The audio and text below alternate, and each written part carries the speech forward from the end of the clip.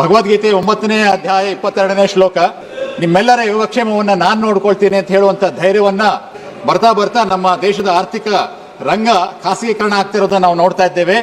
ವಿದೇಶಿ ಧನಶಕ್ತಿಯ ಮುಂದೆ ಜನಸಾಮಾನ್ಯರ ಹಣ ತುಂಬಾ ಚಿಕ್ಕದಾಗಿ ಕಾಣಿಸುತ್ತೆ. ಈಗ ಕೊಡ್ತಾ ಇರುವಂತ ಕಾರಣ ಸರ್ಕಾರದವರು ಏನು ಅಂತ ಹೇಳಿದ್ರೆ, ನಾವು ಈ ಒಂದು ಕಾರಣ ಯಾವ ರೀತಿ ಸರಿಯಾಗಿಲ್ಲ ಅನ್ನೋದು ನಮಗೆ ಗೊತ್ತಾಗ್ತದೆ sir. Kumar Naik G please. ಧನ್ಯವಾದಗಳು ಮಾನ್ಯ ಅಧ್ಯಕ್ಷರೇ. ಇನ್ಶೂರೆನ್ಸ್ ತಿದ್ದುಪಡಿ ಮಸೂದೆಯ ಮೇಲೆ ಮಾತನಾಡಲಿಕ್ಕಾಗಿ ಅವಕಾಶ ಕೊಟ್ಟಿದ್ದಕ್ಕೆ ಧನ್ಯವಾದಗಳು. LICಯ ಧ್ಯೇಯವಾಕ್ಯ ಇರುವಂಥದ್ದು ಯೋಗಕ್ಷೇಮಂ ವಹಾಮ್ಯಮ ಅಂತೇಳಿ. ಭಗವದ್ಗೀತೆ 9ನೇ ಅಧ್ಯಾಯ 22ನೇ ಶ್ಲೋಕ, ಅನನ್ಯಾಶ್ಚಿಂತಯಂತೋ ಮಾಂ ಯೇ ಜನಃ ಪರ್ಯುಪಾಸತೆ ತೇಷಾಂ ನಿತ್ಯಾಭಿಯುಕ್ತಾನಾಂ ಯೋಗಕ್ಷೇಮಂ ವಹಾಮ್ಯಹಂ ಅಂತೇಳಿ. ನಿಮ್ಮೆಲ್ಲರ ಯೋಗಕ್ಷೇಮವನ್ನು ನಾನು ನೋಡ್ಕೊಳ್ತೀನಿ ಅಂತ ಹೇಳುವಂಥ ಧೈರ್ಯವನ್ನ LIC ತೋರಿಸಬೇಕಾದ್ರೆ ಮುಖ್ಯವಾದಂಥ ಕಾರಣ ಅಂತ ಹೇಳಿದ್ರೆ, ಈ ಒಂದು ಸಂಸ್ಥೆಯನ್ನ ನಡೆಸುವಂಥದ್ದು ಸರ್ಕಾರ, ಜನರಿಂದ ಚುನಾಯಿತರಾದಂಥ ಒಂದು ಸರ್ಕಾರ, ಅದರ ಅಂಗಸಂಸ್ಥೆ LIC ನಡೆಸ್ತಾ ಇರೋದ್ರಿಂದ ಅದು ಅಷ್ಟು ಅಭಯವನ್ನ ಜನರಿಗೆ ಕೊಡಲಿಕ್ಕೆ ಅದು ಸಶಕ್ತವಾಗಿದೆ ಅಂತ ಹೇಳಬಹುದು. ಬರ್ತಾ ಬರ್ತಾ ನಮ್ಮ ದೇಶದ ಆರ್ಥಿಕ ರಂಗ ಖಾಸಗೀಕರಣ ಆಗ್ತಿರೋದನ್ನ ನಾವು ನೋಡ್ತಾ ಇದ್ದೇವೆ. ರಸ್ತೆ, ರೈಲು, ವಿದ್ಯುತ್ ರಂಗ, ಬ್ಯಾಂಕ್ ಇವೆಲ್ಲವೂ ಕೂಡ ಖಾಸಗೀಕರಣವಾಗಿದೆ. ಆದರೆ ಈ LICಯ ಅತ್ಯಂತ ಮಹತ್ವವಾದಂತಹ ಆರ್ಥಿಕ ರಂಗ ಜನಸಮುದಾಯದ ನಿಯಂತ್ರಣ ಇದರಿಂದ ತಪ್ಪುವಂತ ಒಂದು ಭೀತಿ ನಮಗೆ ಎದುರಾಗಿದೆ. ಎಲ್ಲ ನಿರ್ಧಾರಗಳನ್ನ ವಿದೇಶಿ ಶಕ್ತಿಗಳು ಕೈಗೊಳ್ಳುವಂತ ಸಂದರ್ಭ ಬರ್ತಾ ಇರೋದನ್ನ ನಾವು ನೋಡ್ತಾ ಇದ್ದೀವಿ ಮಾನ್ಯರೇ. ವಿದೇಶಿ ಧನಶಕ್ತಿಯ ಮುಂದೆ ಜನಸಾಮಾನ್ಯರ ಹಣ ತುಂಬಾ ಚಿಕ್ಕದಾಗಿ ಕಾಣಿಸುತ್ತೆ. ಜನಸಾಮಾನ್ಯರಿಂದ ನಡೆಯುವಂತ LIC ಮತ್ತು ಇನ್ನಿತರ ಸಂಸ್ಥೆಗಳು ವಿದೇಶಿ ಬಂಡವಾಳದ ಮುಂದೆ ಕುಗ್ಗಿ ಹೋಗ್ತವೆ ಸರ್. ವ್ಯಾಪಾರದಿಂದ ಬರುವ ಲಾಭವೆಲ್ಲ ಮುಂದಿನ ದಿವಸಗಳಲ್ಲಿ ವಿದೇಶಕ್ಕೆ ಹೋಗುವಂತ ಎಲ್ಲ ಸಾಧ್ಯತೆಗಳು ಇರೋದ್ರಿಂದ ಈ ರಂಗಕ್ಕೆ, ಭಾರತಕ್ಕೆ ಇದರಿಂದ ಯಾವುದೇ ಪ್ರಯೋಜನ ಇಲ್ಲ ಅಂತ ಹೇಳಿ ನಾನು ತಿಳ್ಕೊಂಡಿದ್ದೇನೆ. ಈಗ ಕೊಡ್ತಾ ಇರುವಂತ ಕಾರಣ ಸರ್ಕಾರದವರು ಏನು ಅಂತ ಹೇಳಿದ್ರೆ, ಈ ಎಲ್ಲ ನಮಗೆ ಬಂಡವಾಳ ನಮಗೆ ಈ ಒಂದು ಕ್ಷೇತ್ರಕ್ಕೆ ಬೇಕಾಗಿದೆ ಅಂತ ಹೇಳಿ 74% ಅವಕಾಶ ಮಾಡಿಕೊಟ್ಟಿರುವಂತಹ ಕಂಪನಿಗಳಲ್ಲೂ ಸಹ ಬಂಡವಾಳ ಪೂರ್ತಿಯಾಗಿ ಅದನ್ನು ಬಳಸಿಕೊಳ್ಳಲಾಗಿಲ್ಲ ಎನ್ನುವ ಅಂಶವನ್ನು ತಿಳಿದುಕೊಂಡ ಮೇಲೆ ನಾವು ಈ ಒಂದು ಕಾರಣ ಯಾವ ರೀತಿ ಸರಿಯಾಗಿಲ್ಲ ಅನ್ನೋದು ನಮಗೆ ಗೊತ್ತಾಗ್ತದೆ ಸರ್.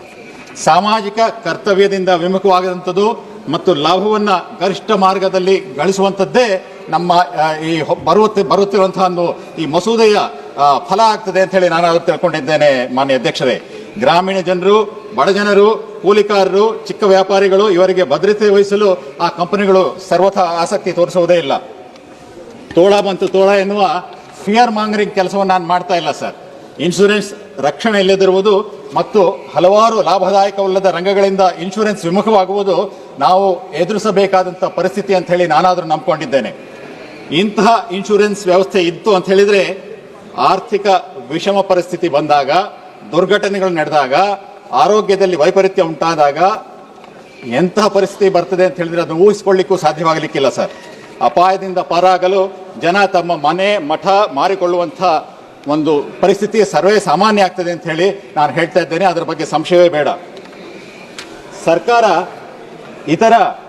ಸರ್ಕಾರದ ಇತರ ಯೋಜನೆಗಳ ಅನುಭವವನ್ನು ನಾವು ಈಗ ನೋಡಬೇಕಾಗ್ತದೆ ಸರ್.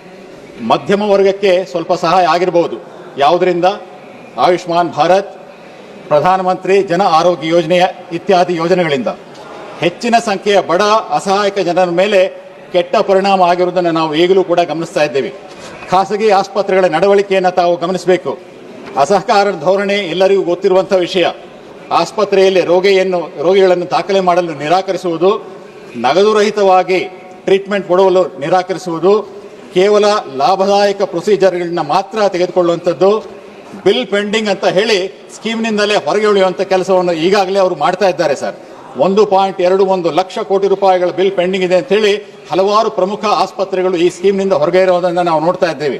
ಇದೇ ರೀತಿ ರೈತರಿಗೆ ಕೊಡುವಂಥ ಒಂದು ಫಸಲ್ ವಿಮಾ ಯೋಜನೆಯಲ್ಲೂ ಸಹ ಇದೇ ರೀತಿಯ ಒಂದು ಕಾರ್ಯಕ್ರಮ ಆಗ್ತಾ ಇದೆ ಸರ್. ರೈತರು ಕೊಡುವಂಥ ಪ್ರೀಮಿಯಂ ಹೆಚ್ಚಾಗ್ತಾ ಇದೆ ಹೊರತು ಅವರಿಗೆ ಬರ್ತಾ ಇರುವಂಥ ಅದೇನು ನಷ್ಟ ಪರಿಹಾರದ ಹಣ ಇದೆ ವರ್ಷಕ್ಕೆ ಅದು ಕಡಿಮೆನೇ ಆಗ್ತಾ ಇದೆ ಅನ್ನುವ ಮಾತನ್ನ ಈ ಸಂದರ್ಭದಲ್ಲಿ ತಮಗೆ ಹಂಚಿಕೊಳ್ಳಿಕ್ಕೆ ಬಯಸ್ತಾ ಇದ್ದೇನೆ ಸರ್. ಇದಲ್ಲದೇನೆ ನಾವು ಅಂತಾರಾಷ್ಟ್ರೀಯ ಅನುಭವಗಳನ್ನು ಕೂಡ ಈ ಸಂದರ್ಭದಲ್ಲಿ ಗಮನಿಸಬೇಕಾಗ್ತದೆ sir. Low and medium income countries, ಅಸಮಾನತೆ ಹೆಚ್ಚಿರುವಂತಹ ಸಮಾಜಗಳಲ್ಲಿ ಈ ರೀತಿಯ ಖಾಸಗೀಕರಣ ಅಸಮಾನತೆಯನ್ನು ಇನ್ನೂ ಹೆಚ್ಚು ಮಾಡ್ತದೆ ಸರ್. ಅಸಮಾನತೆ ಇನ್ನೂ ಹೆಚ್ಚಾಗುವಂತ ಸಂದರ್ಭವೇ ಹೆಚ್ಚಿರ್ತದೆ. ಈ ಸಂದರ್ಭದಲ್ಲಿ ಇದಕ್ಕೆ ಸರ್ಕಾರ ಕೊಡ್ತಾ ಇರುವಂತ ಉತ್ತರ ಏನು ಅಂತ ಹೇಳಿದ್ರೆ, ಎಲ್ಲವನ್ನ ನಾವು ಇನ್ಶೂರೆನ್ಸ್ ರೆಗ್ಯುಲೇಟರ್ ನೋಡ್ಕೊಳ್ತಾರೆ ಅಂತ ಹೇಳಿ. ಸರ್, ಈ ಇನ್ಶೂರೆನ್ಸ್ ರೆಗ್ಯುಲೇಟರ್ ಯಾರು ಸರ್? ಅವ್ರು ಯಾವ ಒಬ್ಬ ಅಧಿಕಾರಿಯನ್ನ ಅವ್ರು ನೇಮಿಸಿರ್ತಾ ಇದ್ದಾರೆ. ಜನರಿಂದ ಆಯ್ಕೆ ಆದವರಲ್ಲ. ತಮ್ಮ ಕುರ್ಚಿ ಹೋಗುವಂತ ಭಯ ಅವರಿಗಿಲ್ಲ. ಆಮಿಷಕ್ಕೆ ಒಳಗಾಗುವಂತ ಎಲ್ಲ ಸಾಧ್ಯತೆಗಳು ಇದ್ದಾವೆ ಸರ್. ಒಟ್ಟಿನಲ್ಲಿ ಬಡ ರಾಷ್ಟ್ರಗಳಲ್ಲಿ ನಾವು ರೆಗ್ಯುಲೇಟರ್ಗಳನ್ನ please conclude. One minute sir. ಬಡ ರಾಷ್ಟ್ರಗಳಲ್ಲಿ ರೆಗ್ಯುಲೇಟರ್ಗಳ ನಡವಳಿಕೆಗಳನ್ನು ನಾವು ನೋಡ್ಕೊ ಅಂತ ಹೇಳಿದ್ರೆ, ಅವರು ಆಣತಿಗೆ ಆಮಿಷಕ್ಕೆ ಒಳಗಾಗುವಂತ ಎಲ್ಲ ಸಾಧ್ಯತೆಗಳು ಇದ್ದಾವೆ ಸರ್. ಆದ್ರಿಂದ ರೆಗ್ಯುಲೇಟರ್ನ ಶಕ್ತಿ, ದೃಢತೆ, ಸಂಕಲ್ಪಗಳನ್ನ ಸರ್ಕಾರ ಗ್ಯಾರಂಟಿ ಕೊಡುತ್ತಾ ಅಂತ ಹೇಳಿ ಈ ಸಂದರ್ಭದಲ್ಲಿ ನಾನು ಕೇಳಲಿಕ್ಕೆ ಬಯಸ್ತಾ ಇದ್ದೇನೆ ಸರ್.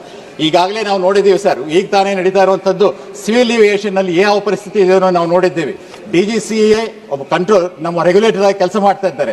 ಯಾವ ರೀತಿ ಇವತ್ತಿನ ದಿವಸ ಇಂಡಿಗೋ ಪ್ರಕರಣ ಬಂದಿದೆ, ಇಡೀ ದೇಶ ಯಾವ ರೀತಿ ತೊಂದರೆ ಉಂಟಾಗಿದೆ ಅನ್ನೋದು ನೋಡ್ತಾ ಇದ್ದೀವಿ. ಆದ್ರಿಂದ ರೆಗ್ಯುಲೇಟರ್ನ ನಂಬಲಿಕ್ಕೆ ಅಷ್ಟೊಂದು ಸಾಧ್ಯವಾಗೋದಿಲ್ಲ ಸರ್.